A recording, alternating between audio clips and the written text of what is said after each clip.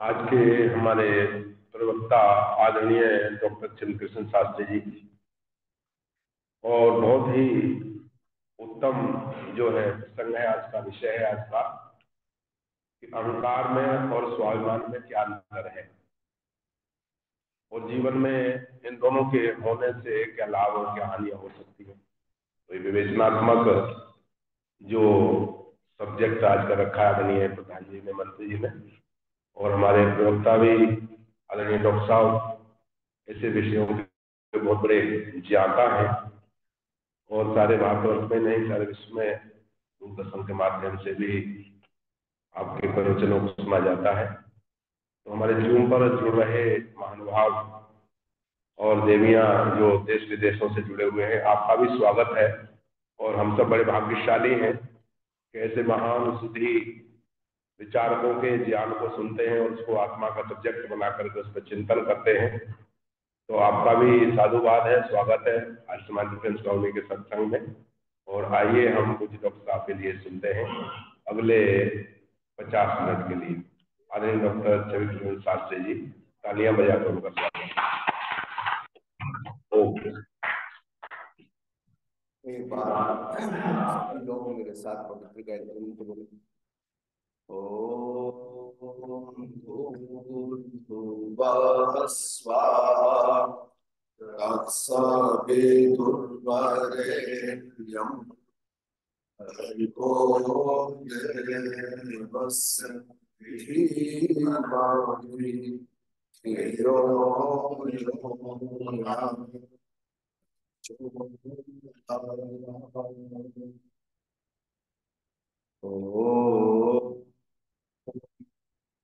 शन्नो मित्रः शं वरुणः शन्नो भवत्वर्यः शन्न इन्द्रो बृहस्पतिः शन्नो विष्णुरुक्रमः नमो ब्रह्मणे नमस्ते वायो त्वमेव प्रत्यक्षं ब्रह्मासि त्वामेव प्रत्यक्षं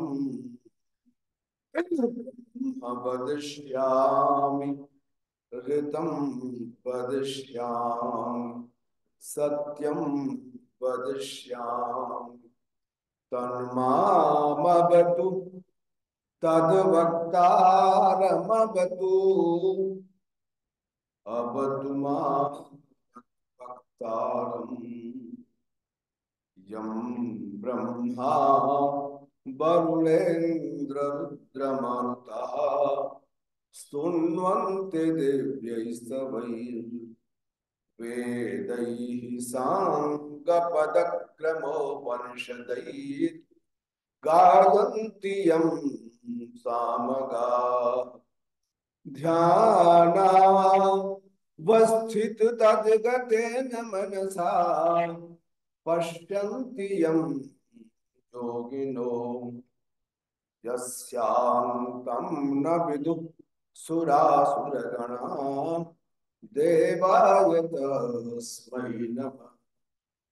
त्वमेव माता च पिता त्वमेव त्वमेव बन्धुः च सखा त्वमेव त्वमेव विद्या द्रविणं त्वमेव त्वमेव सर्वं मम देव देव त्वमेव सर्वं मम देव देव।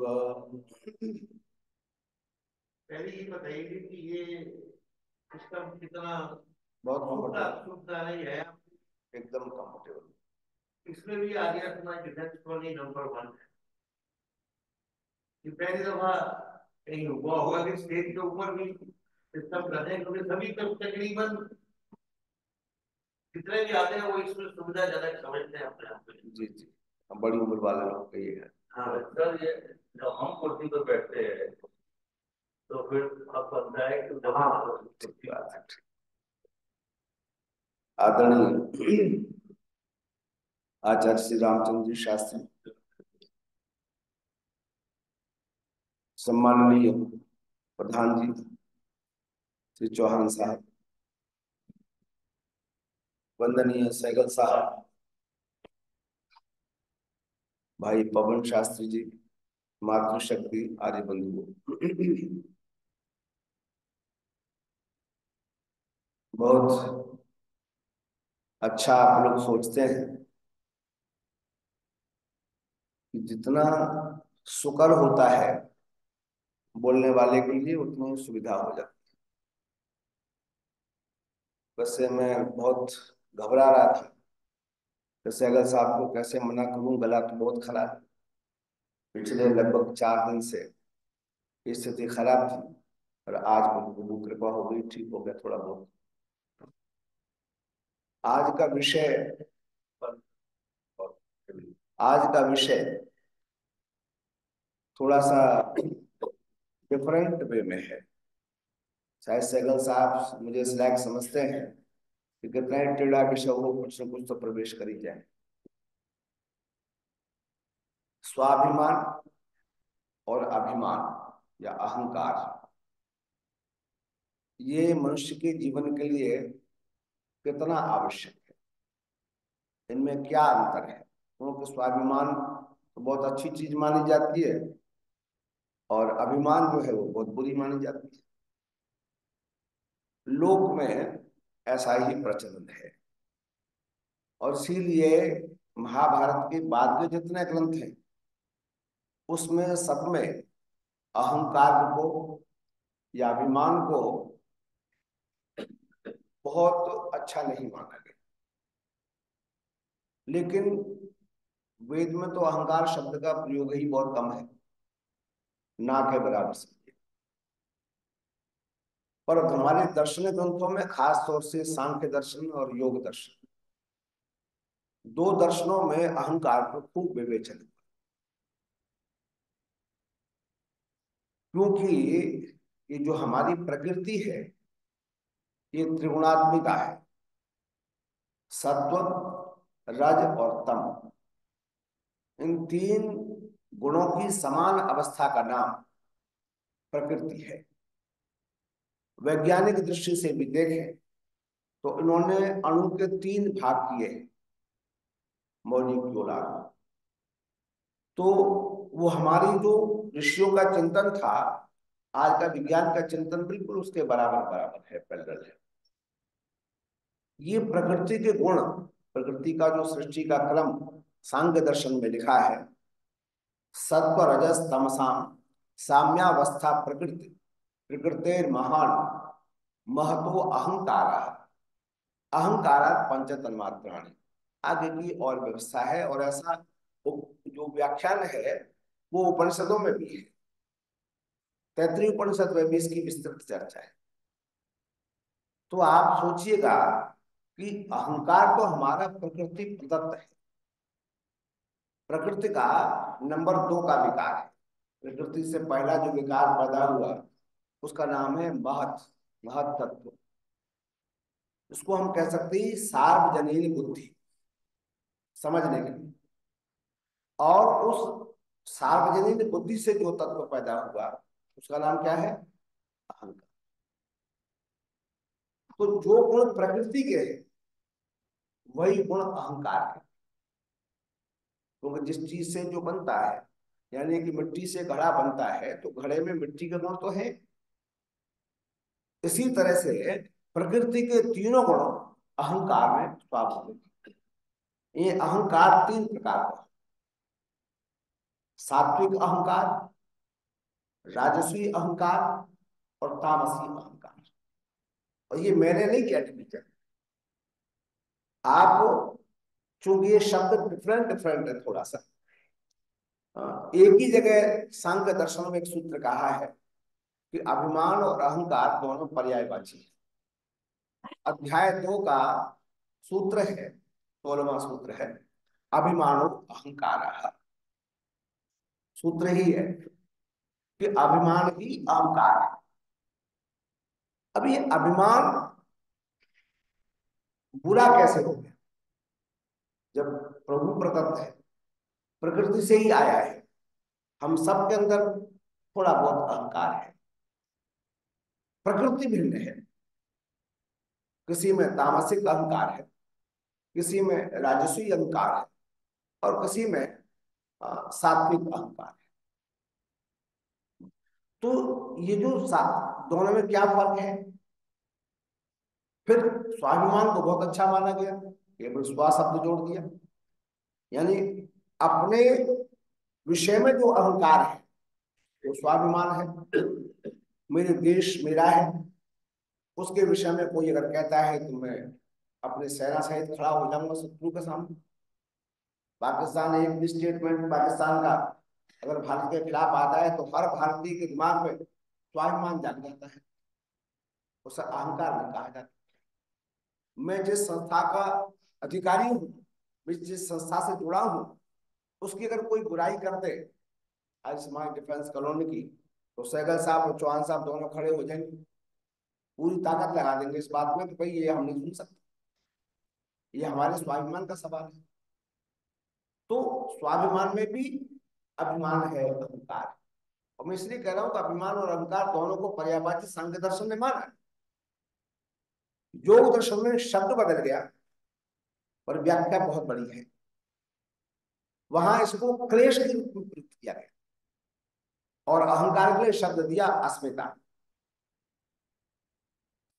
जहां पंच क्लेशों की चर्चा की महर्षि पतंजलि ने तो उनका अविद्या, अस्मिता, राग, द्वेष, अभिनिवेश, अभिनिवेश, पंच क्लेशा, ये 5 क्लेश है, दुख है। इसमें अस्मिता भी एक दुख है। ये जो अस्मिता, जो प्रकृति प्रदत्त हमें गुण प्राप्त था, वो क्लेश में कैसे बदल गया? तो उसका मैं एक रीजन आपको स्वयं दर्शन में वर्णित है, सांख्य दर्शन में। वहां एक सूत्र है और उस सूत्र को मैं बहुत विस्तार से समझाने की कोशिश करूंगा ताकि आपके दिमाग में बैठ जाए, क्योंकि दार्शनिक विषय है। अगर ज्यादा गंभीर लगता हो तो मुझे थोड़ा इशारा कर दीजिएगा और सरल कर, ठीक है। तो उसमें लिखा दृग दर्शन यो एकात्मकता इव अस्मिता। अस्मिता की परिभाषा दी, अहंकार की परिभाषा दी। तो दृग और दर्शन, दृग का मतलब है देखने वाला, दृष्टा। अब हमारे इस शरीर में दृष्टा कौन है? आप लोग तो थोड़ा सा व्याख्यान सुनते रहते हैं शास्त्रों का। आंख दृष्टा नहीं है, आंख कुछ नहीं देखती। अगर कोई चीज आपके सामने भी पड़ी है पर मन आपका कहीं अलग है और हम कहें चौहान साहब आए थे, ध्यान नहीं, सामने आंख से गुजर गए, सामने से चले गए, लेकिन नहीं पता चला, क्योंकि मेरा जो भीतर का आत्म तत्व है वो जुड़ा ही नहीं, चक्षु के साथ मन जुड़ा ही नहीं, तो हमको पता नहीं चला। तो जो दृष्टा है और जो दर्शन है यानी विषय, इन दोनों में कभी कभी एक रूपता आ जाती है। इसको मैं बहुत विस्तार से समझाऊंगा। और जब एक रूपता, जैसी एक रूपता होती नहीं, आत्मा कभी जड़ वस्तु होता नहीं और जड़ वस्तु कभी चेतन नहीं होता। शरीर पूरा का पूरा जड़ है और आत्मा चेतन है। तब दोनों में कभी कभी ये हो जाता है कि आदमी जो चेतन के गुण है उसे जड़ में, और जो जड़ के गुण है उसे चेतन में कन्वर्ट कर देता है। उसका एक छोटा एग्जाम्पल आपको देता हूं, बिना उदाहरण के बाद समझ नहीं आएगी। मेरी तबीयत बहुत खराब है, तो वो तबीयत जो है वो किसकी है? मैं, मेरी का मतलब मैं अलग हूं और तबीयत अलग है। मेरा गला खराब है, मैं अलग हूं, गला अलग है। फिर एक बार कहता है मैं भूखा हूं, मुझे प्यास लगी है, मैं मोटा हूं, मैं पतला हूं, तो क्या आत्मा मोटा पतला होता है? नहीं होता। वो भूखा प्यासा भी नहीं होता। भूखा प्यासा कौन होता है? शरीर होता है। मोटा पतला कौन होता है? शरीर होता है। तो शरीर के धर्मों को हम कभी कभी आत्मा में भी प्रयोग कर लेते हैं। इसी का नाम है दृग दर्शन योग साम्य एकात्मकता। दृग और दर्शन की एकात्मता इव, ऐसा लगता है कि एक ही है। मैं और मेरा शरीर, हम दोनों एक हैं क्या? हम एकत्व तो है, पर एक बोलो नहीं है। बस ये समझना है, अस्मिता का अर्थ फिर आपके समझ में आए। ये अस्मिता है। और यहीं से जब ये जो शरीर में अहंकार एक तत्व है पूरा, इसे सूक्ष्म शरीर का मूल तत्व कहते हैं, जिसे हम मोटी भाषा में मन कह सकते हैं। कभी कभी आदमी अपने आप को महसूस करता है, मैं बहुत खूबसूरत हूं, शीशा देखता है, कंपटीशन में भाग लेता है, और कभी कभी वो जीत भी जाता है। हालांकि वो सुंदरता की वजह से नहीं जीतता। जितने भी सौंदर्य कंपटीशन दुनिया में हुए, उसमें सबसे खूबसूरत पुरुष या महिला वो विश्व सुंदरी या विश्व सुंदर नहीं बनता। कौन बनता है? जिसका ब्रेन भी उस सौंदर्य को और बढ़ाता हो, इंटेलिजेंट भी हो, इंटेलिजेंसिया भी उसकी उसी लेवल की हो। क्योंकि उसमें तो सभी तरह के परीक्षण होते हैं। शरीर के परीक्षण के साथ साथ सूक्ष्म शरीर का परीक्षण भी होता है, जिसमें बुद्धि का और इंटेलिजेंसिया में सत्य प्रत्युत्पन्न मति जिसे हम कहते हैं, जो सवाल सुना तत्काल उसका जवाब दे। तो ज्ञान जो है उसकी भी परीक्षा होती है और शरीर की भी होती है। फिर एक निश्चित चीज निकलती है कि दिस इज द ब्यूटी। इसका मतलब वहां भी दीर्घ दर्शन की एक आत्मकता हमने कर ली। अब सुंदर आत्मा होता है, किसी ने देखा नहीं है, वो इतना सूक्ष्म है कि उसको उसका वर्णन सुंदरता के रूप में करना बड़ा कठिन है। किसका आत्मा सुंदर है, किसका आत्मा सुंदर नहीं है, ये हम इस हिसाब से तो लगा लेते हैं भाई उनके विचार बहुत अच्छे हैं तो अच्छे आत्मा वाला आदमी है ना। और विचार अच्छे नहीं है, परमार्थी नहीं है, परोपकारी नहीं है, किसी की मदद नहीं करता है, कटुभाषी है, पर ये तो सारे शरीर के धर्म है। आत्मा का धर्म तो में एक भी नहीं है, लेकिन फिर भी बावजूद इसके हम उसको एक संज्ञा देते हैं। ये जो संज्ञा है इसको थोड़ा समझना है। और उसके बाद आगे वाले साहित्य में ये कैसे अहंकार सारे दोषों में बदल गया, इसकी शुरुआत हुई योग दर्शन से।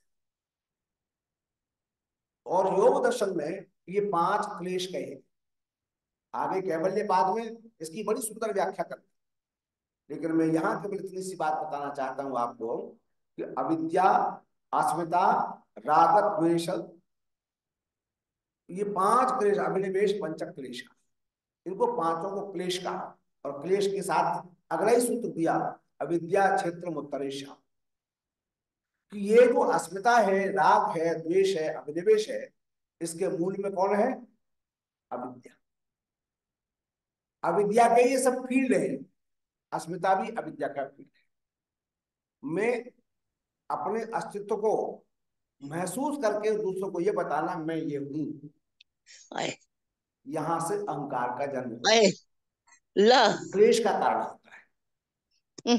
यहाँ अधिकारी, कर्मचारी और तमाम दुनिया के लोग, उनमें से एक भी व्यक्ति ये बताने की कोशिश करे कि मैं ये हूं, मैं ही ये कर कैसे सकता हूं, कमी ओ संजीला। अहंकार का जन्म होता है, जो क्लेश का काम है। जहां आपने कहा मैं ही कर सकता हूं, वही दूसरे के सवाल दिमाग में फंसाए, ये क्यों कर सकते हैं, मैं क्यों नहीं कर सकता, यानी विकार का जन्म हो गया और ये क्लेश का कारण बन गया। दो आदमियों का परस्पर जो है अस्मिता टकरा गई और क्लेश। तो ये अस्मिता छोटे छोटी चीजों से, व्यवहार से लेकर के, बोलने से लेकर के, बैठने से लेकर के, बातचीत करने से लेकर के और प्रॉपर्टी के अधिकार तक सभी में काम करती है। घरों में जो हमारे रिलेशनशिप है, पिता पुत्र का, माता पुत्र का, सास बहू का, इन सब रिलेशंस में जहां भी ईगोइज्म, जहां भी अहंकार थोड़ा सा प्रदर्शित हुआ, दूसरा तुरंत वहां से नफरत शुरू कर। इतिहास इसका साक्षी है। आप लोगों को शायद नहीं पता हो, वो कहने को तो सब कहते हैं कि रावण बड़ा विद्वान था, लेकिन वो विद्वान था। वैशेषिक दर्शन पर रावण भाष्य है, जो मेटाफिजिक्स है, मतलब विद्वान तो था, पर क्या गड़बड़ थी, और बलवान भी था। लेकिन विद्वान और बलवान दोनों होने के साथ साथ उसकी एक बड़ी समस्या थी कि मेरे जैसा बलवान दूसरा कोई नहीं, मैं जो चाहूंगा वही करूंगा। ये जब, मैं तो है, हर एक के पास है, आपके पास भी है, मेरे पास भी अस्मिता है, लेकिन मेरी अस्मिता जब ही में बदल जाती है तब वो अहंकार का स्वरूप लेता है। आप इस काम को कर रहे हैं, मैं भी करने की कोशिश करता हूं, मैं भी कर सकता हूं, ये अलग बात है, लेकिन मैं ही कर सकता हूं, ये अलग बात है। तो ये जो समझ है, ये हमारे जीवन से छोटे छोटे व्यवहारों में नहीं निकलती। एक सब्जेक्ट एक्सपर्ट है, मैं गाजियाबाद केंद्रीय विद्यालय में था, तो एक प्राइमरी की टीचर थी। वो प्राइमरी की टीचर बड़ी परेशान थी। मैं स्टाफ सेक्रेटरी था, मैंने कहा मैडम आप बहुत परेशान रहते हैं, मैंने सुना है आपके विद्वान पति जो हैं बड़े भारी मैथमेटिशियन हैं। तो बोले हाँ, वो यही तो समस्या है, भारी मैथमेटिशियन है। मतलब ये समस्या है, ये तो बड़ी अच्छी बात है। पूरा शहर के जो आईआईटी करने वाले बच्चे हैं और अच्छे कॉम्पिटिशन्स में जाने वाले हैं, वो उनकी शरण में रहते हैं। बोले पर प्रभु कुछ ज्यादा ही विद्वान है, क्या कहना चाह रहे? बोले वो मेरे बच्चे को तो पढ़ाने को, अपने बेटे को पढ़ाने को तैयार नहीं है। कहते हैं ये इसका जो आईक्यू लेवल है वो मेरे मतलब कहीं और पढ़ता। एक दिन मैंने उनको चाय पर बुलाया और मैंने उनसे कहा कि आपकी योग्यता का जवाब पूरा शहर कायल है आपकी, क्योंकि जितने बच्चे टॉप करते हैं वो सब आपके ही बैच में पढ़ते हैं। तो बोले आपको कैसे पता? मैं भी केंद्रीय विद्यालय में लेक्चरर हूँ, तो मेरे बच्चे जाते हैं, पता चल जाता है कहाँ पढ़ते हैं। Good, thanks to you, you have appreciate to me. मगर सर एक और प्रार्थना और है कि जहां आप दुनिया को इतना उपकार करते हैं तो अपने बच्चे को भी कभी पढ़ा लिया करो। मैडम मुझसे कह रही थी कोई योग्य टीचर बताओ मैथ। तो हमने कहा आपके तो घर में गंगा बह रही है। नो नो आर साहब, यू डोंट नो, आपको पता नहीं है, उसका आईक्यू कुछ है ही नहीं। वो अपने यहाँ जब ट्यूशन में सेंटर में लेते थे बच्चों को, तो पहले टेस्ट लेते थे, और उस टेस्ट में जो पास हो जाएंगे वही बच्चे केवल उनके पास पढ़े एक आईक्यू। मैंने कहा देखो आपका ज्ञान तो ठीक है, लेकिन आपके ज्ञान में कुछ अलग तरह की खुशबू आ रही है, बदबू नहीं कहा, अलग तरह की खुशबू आ रही है। क्या? मैं उसे हमारे साहित्य में, संस्कृत की भाषा में अहंकार कहते हैं। तो उनके तेवर थोड़े से बदले, मुझसे कहने लगे यार साहब आप मुझे चाय नहीं पिला रहे, समझे, आप मेरा जूस निकाल रहे हो। मैं कहा नहीं नहीं, ये बात नहीं है। बात ये है उस बच्चे के लिए आप मैथमेटिशियन नहीं है, उस बच्चे के लिए आप एक पिता है, और पिता के पास कोई संपदा हो तो बच्चा तो उसका ऑटोमेटिक उत्तराधिकारी होता है ना।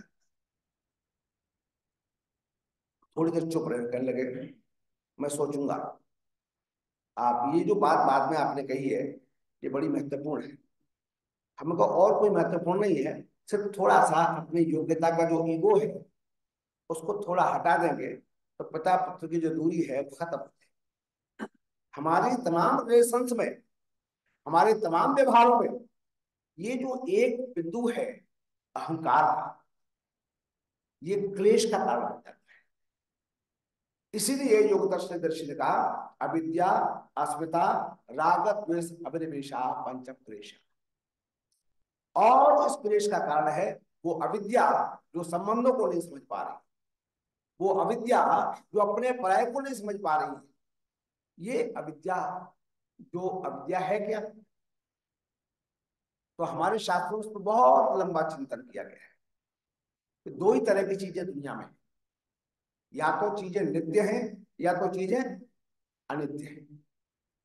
क्या बोला मैंने? या तो जो नित्य है या तो अनित्य है। अब नित्य और अनित्य का जो भेद है, इसी को हमारे शास्त्रों में कहते हैं विवेक। ये भेद जानते हुए भी, जानन्नपि न जानन्ति जना, जानते हुए भी नहीं जानते। सब लोग जानते हैं इस बात को कि आत्मा नित्य है और शरीर, देखो आप लोग इतना तरह से भाषण सुनते हैं, सब जानते हैं। अब ये बताइए नित्य और अनित्य में महत्वपूर्ण क्या है, अनित्य या नित्य? है जी, नित्य।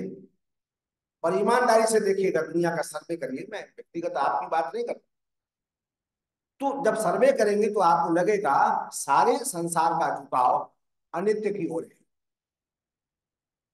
सब जानते हैं ये शरीर ज्यादा समय चलने वाला है ना, ज्यादा से ज्यादा 100 साल, कोई कोई सेंचुरी मार जाए अलग बात है, नहीं तो उससे पहले निपट जाता खेल। अब इसके बावजूद हम जानते हैं, लेकिन पूरे जीवन में हम आत्मा की ओर, आत्मा के विषय में कितना सोचते हैं।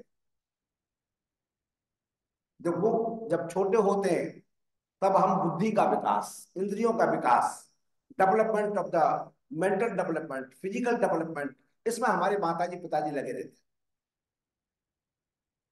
आत्मा के डेवलपमेंट की बात वो तो इसलिए नहीं कि तब तक बच्चे को समझ लगे, फिर वो बच्चा जवान हो गया, अपने पैरों पर खड़ा हो गया, उसको नॉलेज हो गई, सर्टिफिकेट हो गए, योग्यता हो गई, वो अपने क्षेत्र में चला गया। अब जब चला गया तो अब उसके ऊपर जिम्मेदारी आ गई, भाई उसकी पत्नी है, उसके बच्चे हैं, उनको पालना पोषना है। ये जीवन गृहस्थी का सब उसमें निकल गया। कुछ पत्नी के अनुकूल चलना है, कुछ घर वालों के अनुकूल चलना है, इसी में बहुत से लोग फेल हो जाते और वो संभाल ही नहीं पाते कि आखिर इस बैलेंस को हम कैसे बनाए। तो वो सारा जीवन उसमें निकल गया। जब घर वालों ने, समाज वालों ने ये सोचना शुरू कर दिया, अब आप बूढ़े हो गए, है ना। हमारे यहाँ संस्कृत में तो बूढ़ा शब्द है ही नहीं, तो शास्त्री जी क्या शब्द है हमारे यहाँ बूढ़े के लिए? शब्द क्या है? वृद्ध। क्या है? वृद्ध का मतलब है बढ़ा हुआ, जिसका अनुभव, जिसका ज्ञान, जिसकी स्मृति आम व्यक्ति से बढ़ी हुई है, उसका नाम क्या है? वृद्ध है। बूढ़ा शब्द संस्कृत में नहीं है। हाँ एक शब्द है जरा, जीर्ण, वो मनुष्य के लिए बहुत कम उपयोग होता है। वस्तु जीर्ण शीर्ण हो गई, आदमी को कोई जीर्ण शीर्ण बोलता है ना, बहुत कहेगा तो जरायु कहते हैं, है ना, वो अलग बात है। लेकिन आमतौर पर यह शब्द प्रयोग होता है। इसका मतलब यह है कि हमने सारे संसार को अध्ययन करके देखा, आपने भी देखा और ये महसूस किया कि सारी दुनिया केवल अनित्य की ओर लगी हुई है। मैं मकान, दुकान, इंडस्ट्री, फैक्ट्री, ये सब में लगा था, लेकिन मैं जानता हूं कि ये बनी रहेगी और मैं छोड़ के चला जाऊंगा। ये छोड़ के जाना ही है, कितना ही आप संग्रह कर लें, हम उसे छोड़ के जाएंगे। जिस अनित्यता की, वस्तु की अनित्यता के विषय में हम जानते भी हैं और हमें यह भी पता है, ना भी जाने तो अंतिम समय भगवान स्वयं सिखा देता है, अब तुम्हारा टाइम आगे से छोड़ो। बावजूद इसके मनुष्य की पूरी कोशिश होती है आखिरी वक्त तक, हालांकि शास्त्रों में वर्णन है, आमृत्योश्यम मन्विच्छेद न मंडित दुर्लभा मिमा, मृत्यु के आखिरी दिन तक श्री मणि लक्ष्मी की प्राप्ति का प्रयत्न करना चाहिए, इसे दुर्लभ नहीं मानना चाहिए। वो उस प्रसंग में कहा गया है कि अगर कोई इसे दुर्लभ समझता है तो दुर्लभ नहीं है। कोई भी काम आप करके लक्ष्मी कमा सकते, परंतु एक बात है, लक्ष्मी का जो वर्णन शास्त्रों में आता है वो बड़ा अद्भुत है। ये इतनी, इसका एक नाम है चंचला, है ना। इसका मतलब ये कहीं टिकती, और जो टिकती है उसके पास आपने टिकते, और जहां आप टिकते हो वो चीज नहीं टिकती। बड़ी समस्या है। इसलिए हमको ये मानकर चलना चाहिए, अहंकार का जो तामस रूप है वो तभी नष्ट होगा जब हम ये महसूस कर ले कि हमारे जीवन में ये जो अस्मिता है ये हमको दूर ले जा रही है। आजकल मैं केंद्रीय, अब तो पब्लिक स्कूल का मैनेजर हूँ, लेकिन उस जमाने में केंद्रीय विद्यालय का टीचर था, तो प्रिंसिपल भी था। बहुत लोग आते थे, कई बार तो ऐसे केस आते थे, पत्नी कहती है मेरे बच्चे का टीसी मुझे दे दो, और पति कह रहा है मेरे बच्चे का टीसी। हम कहते देखो टीसी तो एक ही है, ऐसा करो मैं काट के देता हूँ, फाड़ के आधा आधा ले। कैसी बात करते हैं? मैं और मैं कैसी बात, आप दोनों अलग अलग टीसी मांग रहे हैं, बच्चा एक है, टीसी एक है, अब दोनों को कैसे? बोले नहीं वो तो कुछ कमाती करती नहीं, बच्चा बिगड़ जाएगा। वह करिए कि लड़का उधर चला जाएगा, मेरा तो बुढ़ापा खराब हो जाएगा। दोनों का अपना लॉजिक है। केवल क्या कारण है उनका, ये जो अलग अलग होने का रास्ते का कारण क्या है? तो पता लगा कारण है सिर्फ ईगोइज्म। कारण क्या है? अहंकार, दंभ। इतने शब्द हैं, दंभ है, दर्प है, घमंड है, अहंकार है, अभिमान है। इसकी जो सूक्ष्म रेखा है दोनों को, स्वाभिमान और अभिमान को समझने की, वो सिर्फ इतनी सी है कि हम आत्मरक्षा के लिए अपना स्वाभिमान न, मेरी संस्कृति है ये मेरा स्वाभिमान है, मेरा देश है ये मेरा स्वाभिमान है, मेरी भाषा है ये मेरा स्वाभिमान। लेकिन ये इस रूप में ना आ जाए कि मेरा देश है तो बाकी सब पूरा कचरा है, वो भी देश है। ये अपना और पराये की भावना तो हमारे शास्त्र में है ही नहीं। अजम निजा परोवेती गणना लघु चेतसाम उदार चैतानाम तो वसुधैव कुटुंबकम। हमारे साहित्य में अपने और पराये की भावना नहीं है, सारा दुनिया मेरा कुटुंब है। अब यहाँ तो आलम यह है कि मेरा कुटुंब मेरी दुनिया नहीं है, सारी दुनिया की बात बहुत बड़ी है ना। मेरे कुटुंब के जो लोग हैं, आप किसी से पूछो भैया तुम्हारे फैमिली में कितने मेंबर हैं? बोले मैं हूँ, मेरी पत्नी और मेरा बच्चा है। बोले भाई कोई? बोले भाई है तो गिरा ही नहीं आपने। बोले यूँ तो चाचा भी है, ताऊ भी है, लेकिन अब वो परिवार में नहीं गिने जाते। ये जो न्यूक्लियर फैमिली का जो जमाना आ गया उसमें सब कुछ सिमट गया। जब हृदय विशाल करेंगे तो अहंकार को कहीं स्थान नहीं रहता। अहंकार तभी जन्म लेता है जब अविद्या जन्म लेती है। ये ज्ञान भूल जाता है कि हमारा जो सोच है वो बहुत बड़ा है।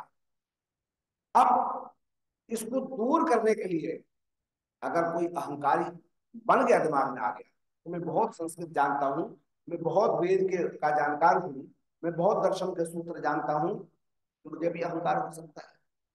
लेकिन नुकसान क्या करेगा? नुकसान ये करेगा कि जब कभी भी बाहर के व्यक्ति के सामने चर्चा होगी, बोले आदमी तो विद्वान है लेकिन अहंकारी बड़ा है। अपने आप ईर्ष्या करने वाले आप पैदा करते। इसलिए मैं वेद की बात बताता हूँ आपको। वेद में एक शब्द है मम, जिसकी व्याख्या महाभारत है। महाभारत का द्वयक्षरम अभेन मृत्यु त्र्यक्षरम ब्रह्म संस्थितम।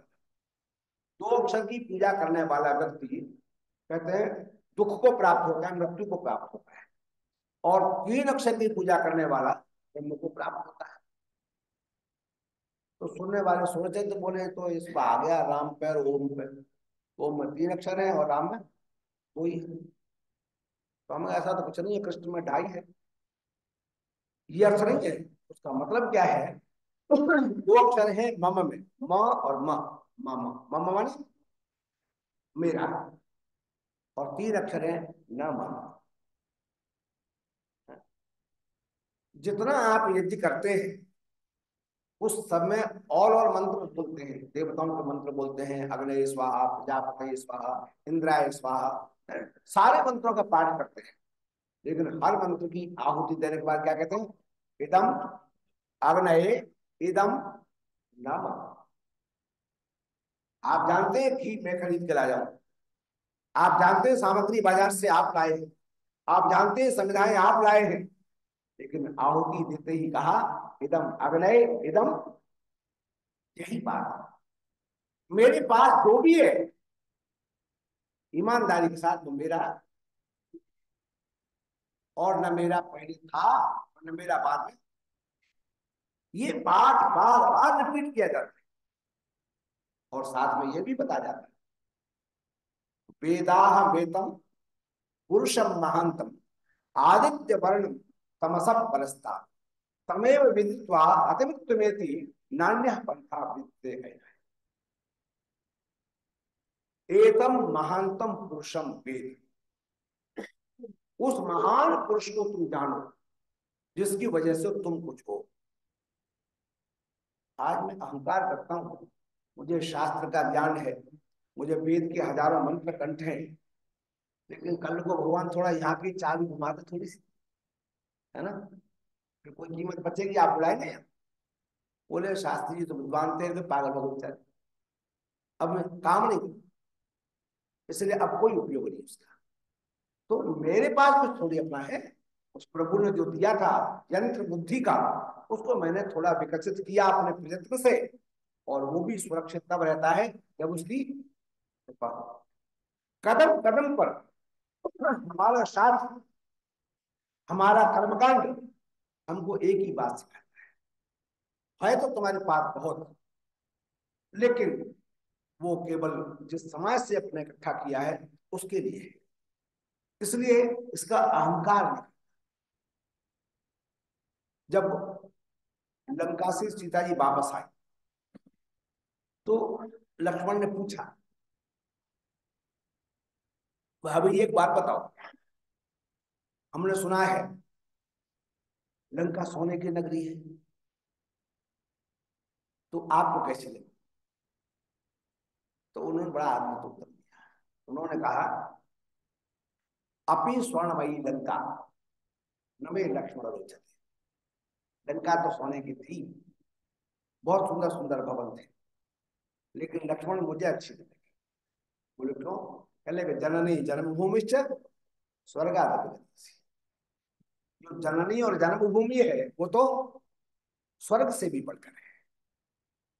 आज मेरे देश का जो नौजवान है, जो आईआईटी से निकलता है, जो आईआईएम से निकलता है, या जो बड़े इंस्टीट्यूशन से पढ़ के निकलता है, उसकी पहली चॉइस पूछो तो he wants go to America, go to Canada, go to France, go to Germany. क्यों?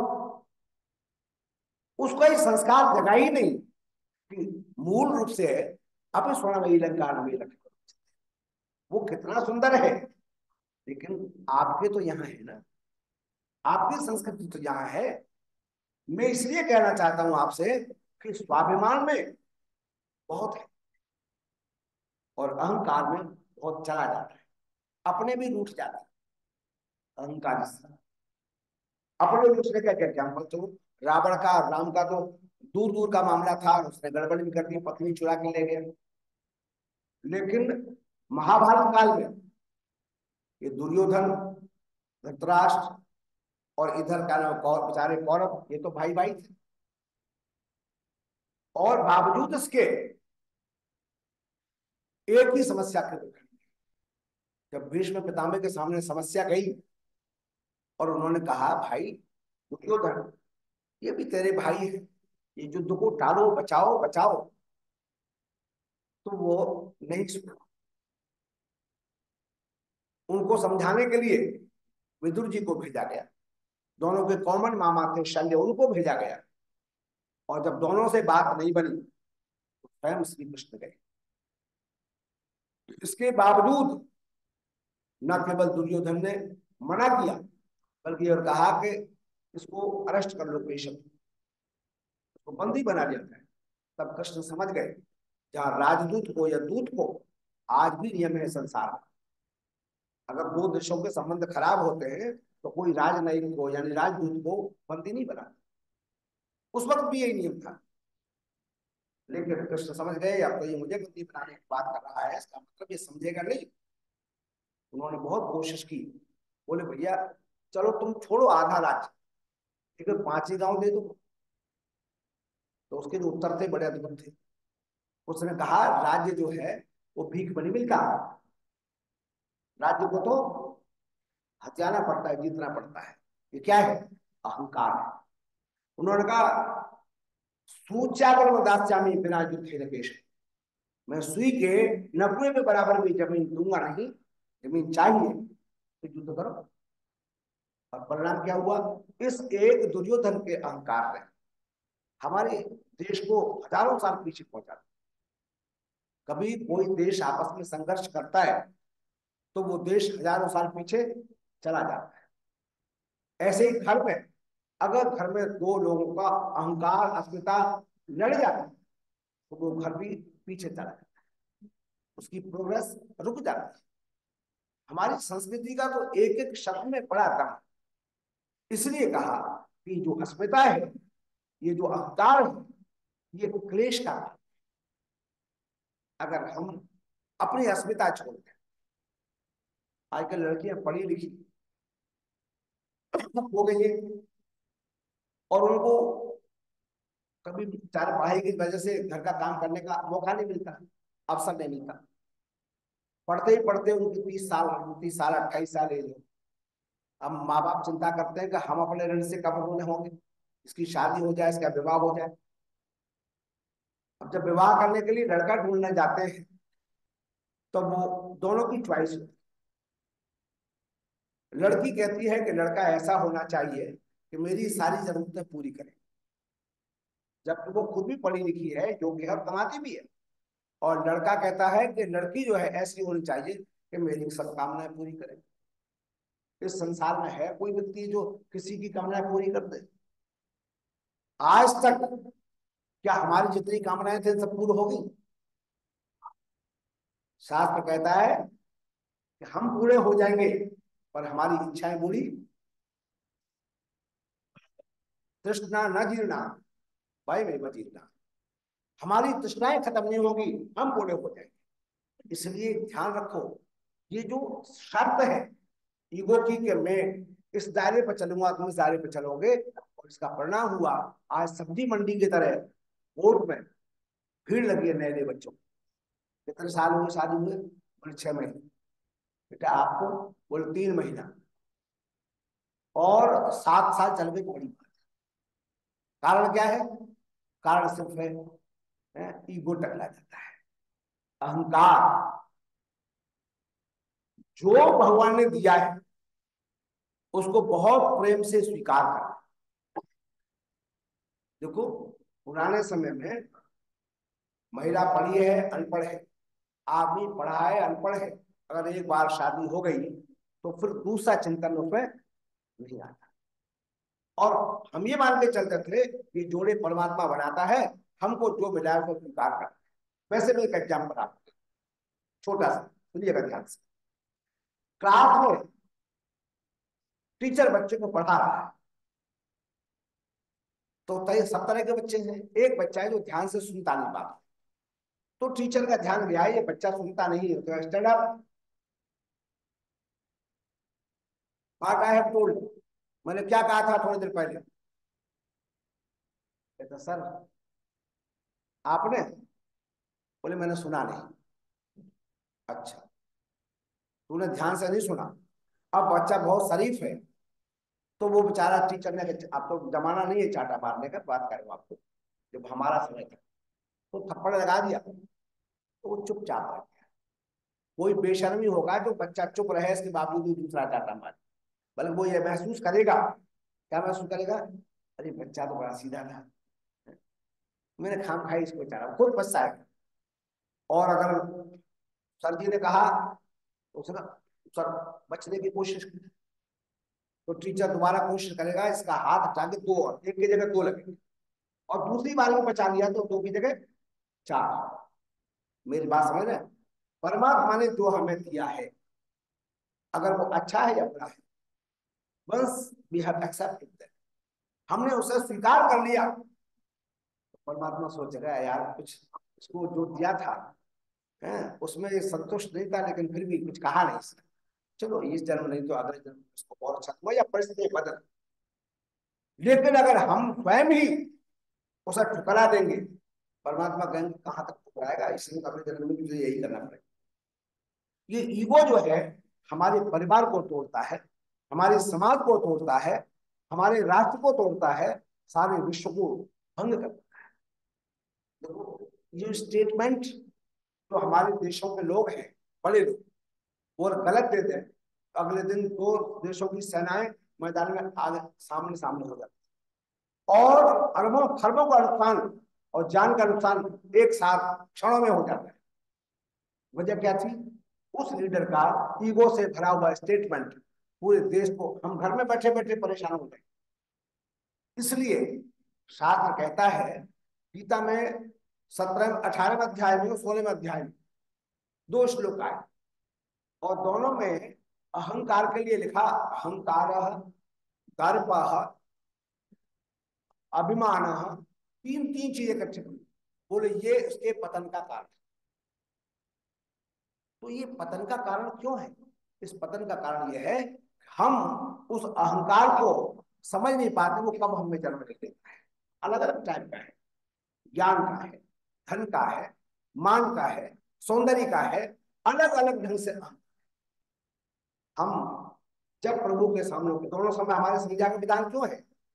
इसलिए है कि रात को सपना भी अहंकार वाला ना आए, उसके लिए जागतो दूर मुदैत दैवम तत्सुप्त तथैवैति दूरंगमं ज्योतिषां ज्योतिरेकं तन्मे मनः शिव संकल्प।